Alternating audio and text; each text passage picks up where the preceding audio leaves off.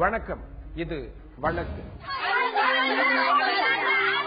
10 வயது சிறுமி பலாத்கார கொலை. உடலை கிணற்றுக்குள் வீசிச் சென்ற கொடூரம். 10 வயசு பிள்ளை அந்த எண்ணெய் கத்து வச்சு எப்படி தீக்கணும் ஒழிச்சு வச்சாங்க. அவன் நாசமா நேசம் அடைஞ்சு விளங்கவே கூடாது. சபரிமலைக்கு மாலை போட்டிருந்த சிறுமியின் சோக முடிவு. ஐயப்பன் கோவிலுக்கு மாலை போட்டிருந்தாங்க அந்த சிறுமி. அந்த வீட்டில் இருக்கிற பெண்களுக்கு மாதவிடாய் காலம் என்பதால் மாலை போட்ட பெண்ணை உறவினர் வீட்டுக்கு அனுப்பி வச்சாங்க. அவ்வளவுதான். அந்த அப்பாவி சிறுமி பிணமாத்தான் கண்டெடுக்கப்பட்டார். அப்படி என்ன நடந்தது? 10 வயது சிறுமி ஓடி ஆடி விளையாடிக் கொண்டிருந்தவர் இன்று என்ன ஆனார் தெரியுமா? இதோ சப்தமில்லாமல் கிடக்கும் இந்த கிணறு அலறி கிடந்தது.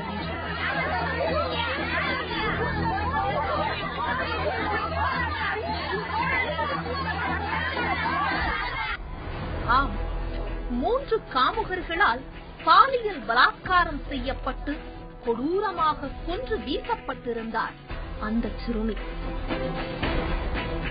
ஐயப்பன் கோவிலுக்கு மாலை போட்டிருந்த அந்த கன்னிசாமி சிறுமிக்கு என்ன நேர்ந்தது என்பதை ஊர்க்காரர்களே சொன்னார்கள். இந்த ஒரு கொடூரக்காரனா இருந்தவர் மாலை போடுறதுக்கு ஒரு மதிப்பு கொடுப்பாங்க. 10 வயசுல ஐயப்பனுக்கு மாலை போட்ட பிள்ளைய சம்பவம் நடந்தது இந்த வையோகத்தில், இந்த நாட்டுல உலகத்தில் இல்ல. அந்த மாதிரி நடந்திருக்கு. இந்த சாமி, இந்த தெய்வம் 10 வயசு அந்த மாலையத்துக்கு எங்கிட்ட எரிஞ்சாங்களோ என்ன செஞ்சாலும் ஆணுக்கு நீங்க பொண்ணு கூடின்னு வாரசுக்கும் தலையக்கூடாது. தேனி மாவட்டம் சின்னமனூர் அருகே உள்ள காமாட்சிபுரம் கணேசன் என்பவரது மகள் நந்தினி. 10 வயது சிறுமியான இவர் கடந்த 2ஆம் தேதி ஆள் அரவமற்று கிடக்கும் இந்த கிணற்றில் பிணமாக கிடக்க என்ன நடந்தது என்பது தெரியாமல் ஊரே அதிர்ச்சியில் உறைந்து போனது அன்று.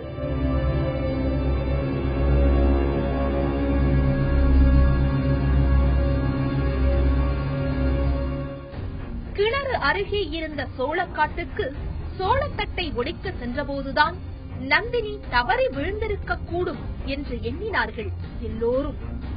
ஆனால் இது கொலைதான் என்பது வெட்ட வெளிச்சமாகி இருக்கிறது.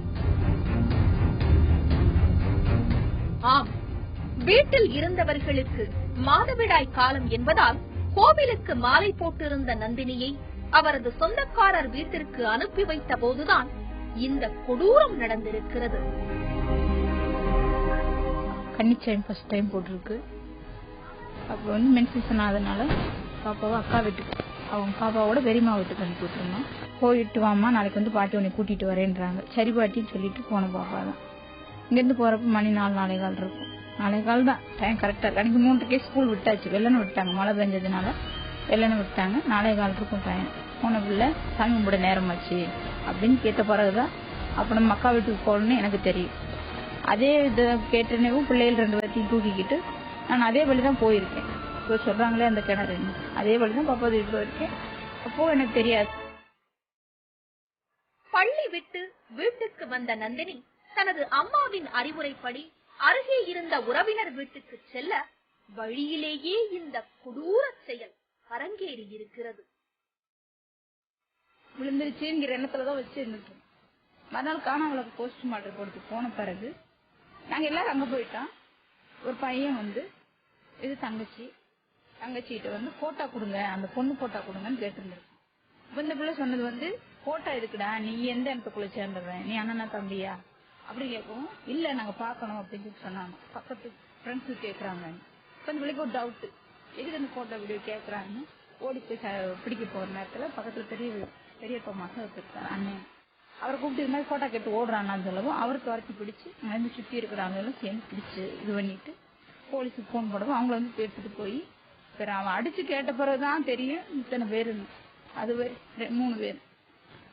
அது பிறகுதான் பாப்பாவுக்கு நடந்திருக்குன்னு எங்களுக்கு தெரியும். அது வரைக்கும் நாங்க பாப்பா கால் தவறி விழுந்துருச்சுட்டு தான் நடக்குது தவிர இப்படி ஒரு சம்பவம் நடக்குன்னு நாங்க நினைக்கவே இல்லை. இதெல்லாம் ஒரு கொடூரமான சம்பவம். எங்கேயாவது கேள்விப்பட்டு நான் அடுத்தடுத்த நியூஸ்ல தான் பாத்துருக்கேன் தவிர இப்ப என் பொண்ணுக்கு அப்படிங்கிறப்ப என்ன சொல்றதுன்னு எனக்கு தெரியல. பிள்ளையை காணாமல் வீதி வீதியாக சுற்றி திரிந்திருக்கிறார்கள் என்று இறுதியில் அவரது சடலத்தை மட்டுமே கண்டுபிடிக்க முடிந்தது. நந்தினி பலாத்காரம் செய்யப்பட்டு கொலை செய்யப்பட்ட சம்பவம் அங்கிருந்தவர்களை கொதிப்பில் ஆழ்த்தியிருக்கிறது.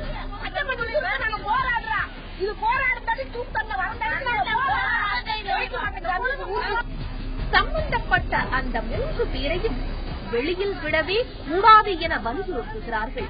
அந்த 3 பேர் வெளியே வரக்கூடாது.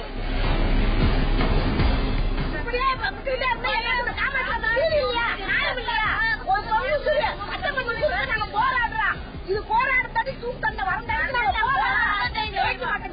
தூக்கு போட்டா நாளை பின்ன இருக்கிறவங்க பயப்படுவாங்க. நாளை பிள்ளை பிள்ளைகளை தொடர்ந்து வாசனை பண்ணுவாங்க.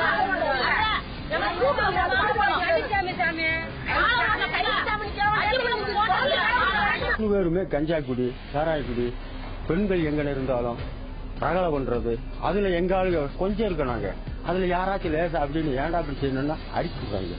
எங்களால ஒண்ணுமே செய்ய முடியல. தூக்கு தண்டனை தான் பண்ணோம். இந்த பிள்ளை எப்படி சேர்த்துச்சு அதே தண்டனை எங்களுக்கு தேவை, எங்களுக்கு வேணும்.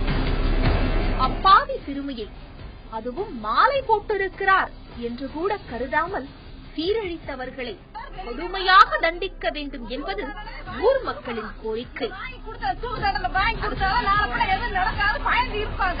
அதே மாதிரி 3 குடும்பக்காரர் ஊர்ல இருக்க கூடாது. வேலை வெட்டிக்கு போயிடுறோம். வந்தா நாங்க வேலைக்கு போயிட்டு வர்ற போது என் பிள்ளைங்க வந்துருவாங்கன்னு நாங்க எதிர்பார்க்க முடியும். இது மாதிரி சம்பவம் நடக்க மாட்டோம் நாங்க பார்க்க முடியுமா? இதுக்கெல்லாம் ஒரு பொறுப்பு வேணும். அவங்க வெளியே விடக்கூடாது. அவங்க கூப்பு தண்டனை வரணும். எங்க பிள்ளைகளுக்கு நீதி வேணும். இனிமேல் படிக்க போற முடியாது. அவன் என்னன்னா அவன் அதிக தனம் பண்ணி வேலைக்காரன் இது சப்புன்ஸ் பட்டு வேலை போன்ஸ் வேலை பாக்குறோம். நாங்க மிலிட்டரி போருக்கு வந்து இந்த சனத்துல இந்த நாயம் செஞ்சு அவன் செஞ்சிருக்கேன். இவங்க என்ன செய்வாங்க? படிப்பு கம்மியண்டு எங்க பிள்ளைல இருக்காங்க சார், வேலையில் இருக்காங்க சார். ஒவ்வொருத்தரும் நீ பாக்கான் சார். இவங்களுக்கு வந்து எங்களுக்கு வந்தது அவங்களுக்கு வந்ததே எங்களுக்கு. 3 பிள்ளைகள் உலவிக் கொண்டிருந்த அந்த வீடு சோகத்தில் அமிழ்ந்து கிடக்கிறது. இப்போது மகளை பறிகொடுத்து விட்டு அவர்கள் கதறிய கதறல் கொஞ்ச நஞ்சமல்ல. என் பிள்ளையத்தை நான் வளர்த்தேன். வளர்த்த கூட பிரயோஜனமில்லாம போயிடுச்சு சார். இத்தனை வயசு பிறந்து கூட இப்ப வளர்த்து கூட பிரயோஜனமில்லாம போயிடுச்சு என் பிள்ளைய. நீங்க தான் கேட்டுக்கணும் சார். அவங்க அம்மா 10 வயசு பிள்ளைங்க வளர்த்து இப்படி அநியாயமா கொண்டு விட்டாங்க சார் என் பிள்ளைய. நீங்க இதே பார்த்து நீங்க என்னன்னாச்சும் நடவடிக்கை எடுங்க சார். என்ன என் பிள்ளை எந்த 3 நாளும் பார்க்க முடியாம நான் தவிச்சிட்டு இருக்கேன் சார். நீங்க தான் சொல்றீங்க சார். கிணற்றுக்குள் தவறி விழுந்து விட்டதாக, இறந்து போய்விட்டதாக நினைத்திருந்த வலியை விட அவர் பலாத்காரம் செய்யப்பட்டு கொலை செய்யப்பட்டார் என்ற வலிதான் ரணமாய் துளைத்தெடுக்கிறது அவர்களை. அப்ப என் பிள்ளைக்கு வந்து 10 வயசு ஆயிடுச்சு. இன்னும் வந்து சபரிமலை காட்ட முடியாது. நம்ம இருக்க சொல்லியே நானும் ஒரு 18 வருஷமா போயிருக்கேன். நம்ம பிள்ளைய நான் நல்ல ரீதியில கொண்டு போய் காட்டணும், அந்த ஐயப்பன் சந்நிதியை கொண்டு காட்டணும்னு சொல்லி நான் மாலை போட்டு விட்டேன். ஆனா இப்படியெல்லாம் நடக்க முடியல. எனக்கு எதிர்பார்க்க தெரியவே இல்லை. என்னால இது சொல்றதுக்கே எனக்கு ஒரு மனசுக்கு வந்து முடியல. ஏன்னா இது வந்து என்ன எனக்கு இது வந்து எப்படி சொல்றது, என் பெத்த பிள்ளையாகி போச்சு அப்படின்னு சொல்லி பயங்கர வகுத்தரச்சுதான் இருக்கு. இந்த கொடுமை வந்து இந்த ஜனங்களை பாக்குற மக்களுக்கு வந்து இது மாதிரி பிள்ளைங்க அம்மா அப்பா எல்லாம் இருக்கிறாங்க. அவங்களும் பிள்ளைங்களை பெற்றிருக்காங்க, வளர்த்துருக்காங்க, ஆளாக்கி இருக்கிறாங்க. இவங்களுக்கு எல்லாம் தெரிஞ்ச சம்பவம். ஆனா இவங்களுக்கு வந்து சரியான தண்டனை, தூக்கு தண்டனை தான் கிடைக்கணும்னு நான் ஆண்டவன் கேட்கிறேன். நெரிசல் இல்லாத தெரு, நேசம் விரிக்கும் மக்கள் என கரைபடியாத அந்த ஊருக்குள் பெரும் கரைபடிந்து போனது நந்தினி கொலை செய்யப்பட்ட நிகழ்வு. நாங்க வந்து ஒரு 70 வீடு இருக்கோம். அவங்க வந்து ஒரு 300-350 வீடு இருக்காங்க. அதனால அடிமையாவே இதுவரைக்கும் இருந்துகிட்டே இருக்கோம். இப்ப உயிர் பலி ஆகி போச்சு. இதுக்கு அவங்களுக்கு தக்க தண்டனை வாங்கி கொடுக்கணும். அரசு அதிகாரிகளை நம்புறோம். அரசு அதிகாரிகளை இப்ப எங்களால் நம்ப முடியல. அதனால நீங்க எங்களுக்கு சப்போர்ட் பண்ணி நல்ல முறையா தண்டனை வாங்கி கொடுக்கணும், அவனுக்கு தூக்கு தண்டனை கொடுக்கணும். இதுதான் எங்க கோரிக்கை. தேனி மாவட்டம் உத்தமபாளையம் காவல் நிலையத்தில் தான் இந்த வழக்கு விசாரணையில் இருக்கிறது. இதோ முகத்தில் துணியை கட்டிக்கொண்டு மூடி மறைக்கப்பட்டுள்ள இந்த கொடூரர்கள் ஒரு அப்பாவி சிறுமியை வாழ விடாமல் செய்தது இனி ஒருபோதும் நடக்கவே கூடாது. ஆம், அதுதான் எல்லோரது விருப்பமும். மாலை போட்ட பொண்ணுன்னு கூட பார்க்கல, அந்த அளவுக்கு வக்ரம் நிறைஞ்ச அந்த கொலையாளிகள் ஒரு பிஞ்சு பூவை வாழ விடாம செஞ்சிருக்காங்க. இதுல என்ன ஒரு அதிர்ச்சின்னா, கால் தவறி கிணத்துல விழல, தள்ளி விடப்பட்டிருக்காங்கிறது தான். இது மாதிரியான சம்பவம் எங்கேயும் எப்பவும் யாருக்குமே நடக்கக்கூடாது.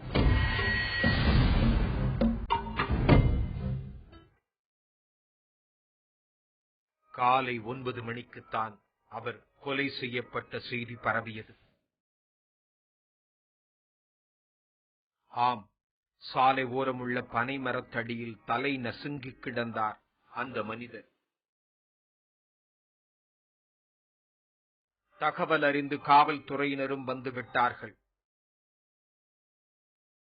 என்ன நடந்தது, எப்படி கொல்லப்பட்டார் அவர் என தெரியாமல் புலம்பினார்கள் ஊர் மக்கள். சாலையில் போக்குவரத்து முடங்கி கிடந்தது. ஊர்க்காரர்களும் உறவினர்களும் சம்பவ இடத்தில் கூடிவிட தொடர்ந்து பதற்றம். சிறிது நேர விசாரணைக்கு பிறகு அந்த உடலை ஆம்புலன்ஸில் ஏற்றினார்கள். அவரது உடல் மருத்துவமனைக்கு கொண்டு செல்லப்பட்டது.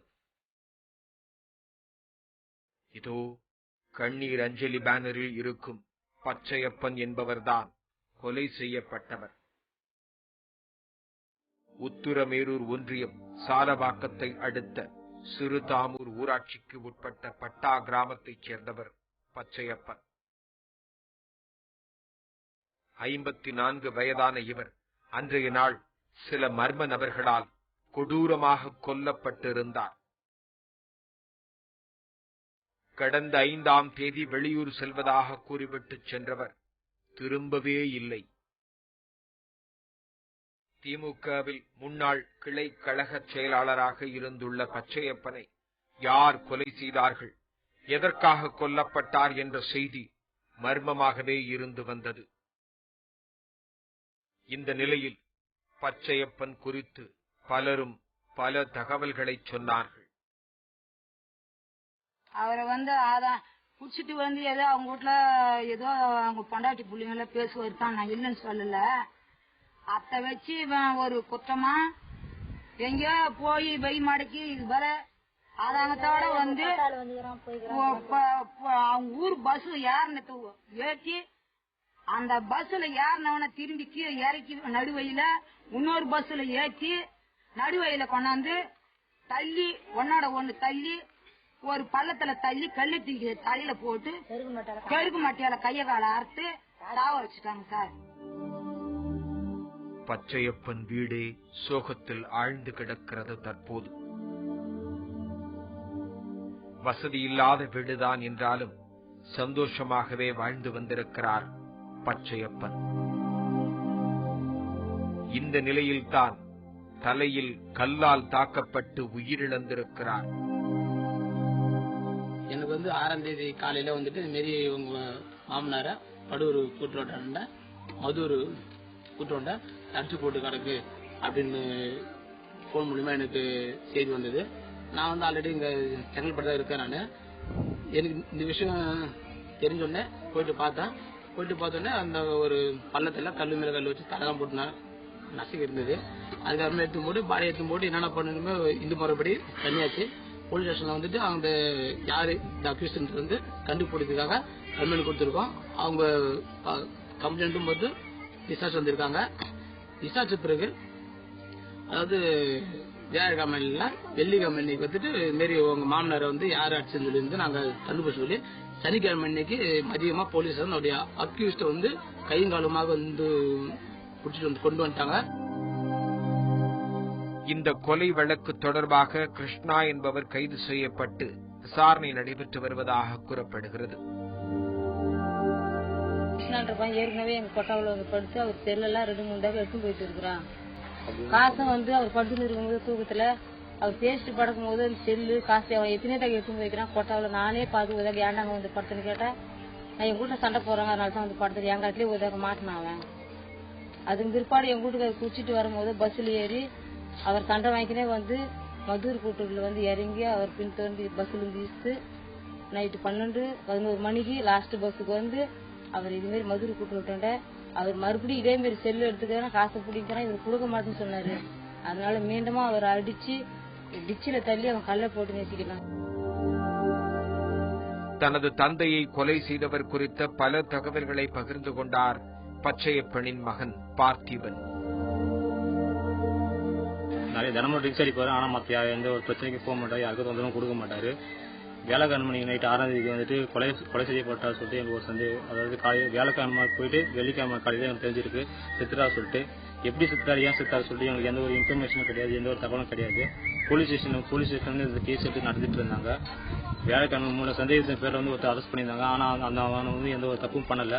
2 நாளுக்கு அப்புறம் வந்துட்டு கிருஷ்ணா சொல்லிட்டு ஒருத்தர் வந்து கொலை செஞ்சிருக்காரு அப்படின்னு சொல்லிட்டு ஒரு ஆதரவு காட்சிது. அது திருதி விசாரிக்கும் போது அவர் தான் சொல்லியிருக்காரு, இந்த மாதிரி கிருஷ்ணா நபர் வந்துட்டு சொல்லியிருக்காரு, போலீஸ் ஸ்டேஷன்ல ஆதரவு கொடுத்திருக்காரு, நான் தான் அவர் கொலை பண்ணேன். அவர் வந்து ஊர்ல நிறைய குடிச்சிட்டு வந்து தினமும் வந்து தொல்லை பண்ணுவார், எல்லாரும் பொம்பளை அசியன்ஸ்ல பேசுவாரு, அதான் நான் கழுத்துக்கு போட்டு சாகடிச்சேன் அப்படி சொல்லிட்டு அவரே வாக்குமூலம் கொடுத்திருக்காரு. சென்னை தாம்பரத்தைச் சேர்ந்த கிருஷ்ணா என்ற அந்த நபர் மீது பல குற்றச்சாட்டுகளை அடுக்கினார்கள்.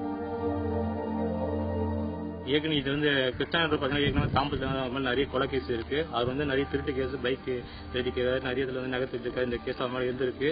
அங்க வந்து தாம்பரத்துல அவங்க வீடு தாம்பரத்துல இருந்திருக்காங்க. அவர் மேல நிறைய பிரச்சனை இருந்தது காரணமாக தான் பண்ணிருக்காங்க.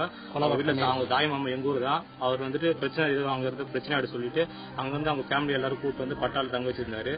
பட்டாளம் இருக்கும் போதே அவன் நிறைய தப்பான விஷயம் பண்ணிருக்கான். நிறைய வீட்டை வந்து புகுந்து சாப்பிட்டு இருக்கான். நிறைய பேர் உயர்த்திட்டு எரிச்சிருக்கான். அதுவும் இல்லாம வந்து நிறைய பேர் பைக் எடுக்கான். எப்பவுமே அவன் கார்லாம் சுத்திட்டு இருப்பான். போலீஸ்கார் நிறைய பேர் நைட்ல ரவுண்ட்ஸ் வரும்போது சொல்லி பாத்தீங்கன்னா போலீஸ்கார் கட்டி கத்திலாம் எடுத்து காமிச்சிருக்கான். அந்த அளவுக்கு நிறைய தொந்தரலாம் பண்ணிருக்கான். எல்லாரும் தொல்லை கொடுத்துருக்கான். இது வந்து எல்லாருக்குமே தெரியும், பட்டாளருக்கு எல்லாருக்குமே தெரியும்.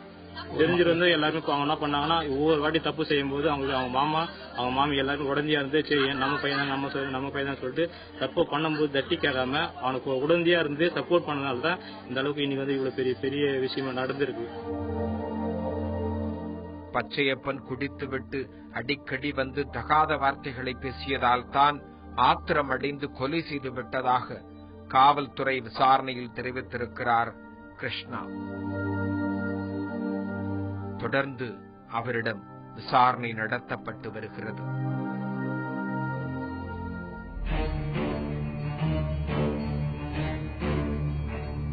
எப்பொழுதுமே கல்விக்கடன் என்பது ஒரு எட்டாக்கணியாகவே இருந்து வருகிறது. கல்விக்கடன் பெறுவதற்கு வங்கிகள் தயாராக இருக்கின்றன என்று சொன்னாலும் அதற்கு பலவிதமான சட்ட வரம்புகளை வைத்திருக்கின்றன. அதனால் பல்வேறு விதமான சிக்கல்களை சந்தித்து வருகிறார்கள் மாணவர்கள். இந்த நிலையில் மதுரை கிளை தற்போது ஒரு உத்தரவை பிறப்பித்திருக்கிறது கல்வி கடன் தொடர்பாக. அந்த உத்தரவு என்ன சொல்லப்பட்டிருக்கிறது? கல்வியை பொறுத்தவரை பணம் ஒரு தடையாக இருக்கக்கூடாது அப்படிங்கிற அடிப்படையில தான் மத்திய அரசாங்கம் கொண்டு வந்த திட்டங்களும் சரி, மாநில அரசாங்கங்களால் கொண்டு வந்த திட்டங்கள் அடிப்படையில கல்வி கடன்கள் வழங்கப்படுகிறது. பணம் இல்லைங்கிற ஒரு காரணத்தினால ஒரு மாணவனுடைய எதிர்காலம் வந்து பாதிக்கப்பட்டுவிடக்கூடாது, அந்த மாணவர் விருப்பப்பட்ட பாடம் கிடைக்கணுங்கிறதுக்காகத்தான் அந்த கல்வி கடன் கொண்டு வரப்பட்டிருக்கிறது. ஆனாலும் எல்லா இடங்களிலுமே அந்த கல்வி கடன் வந்து கேட்ட உடனே கொடுக்கப்படல அப்படிங்கிற குற்றச்சாட்டுகள் நிறையவே வருகிறது பல வருடங்களாகவே. இப்படிப்பட்ட சூழல்ல மதுரை உயர்நீதிமன்ற கிளையில ஒரு வழக்கு ஒன்று தாக்கல் செய்யப்படுகிறது. அது நீதியரசர் வி வேணுகோபால் அவங்க முன்னாடி இந்த வழக்கு விசாரணைக்கு வருகிறது. அந்த வழக்கினுடைய பின்னணி என்ன அப்படின்னா, ஒரு தந்தை வந்து மனு கொடுக்கிறாரு, இந்த மாதிரி ஒரு வழக்கு தாக்கல் செய்யறாரு.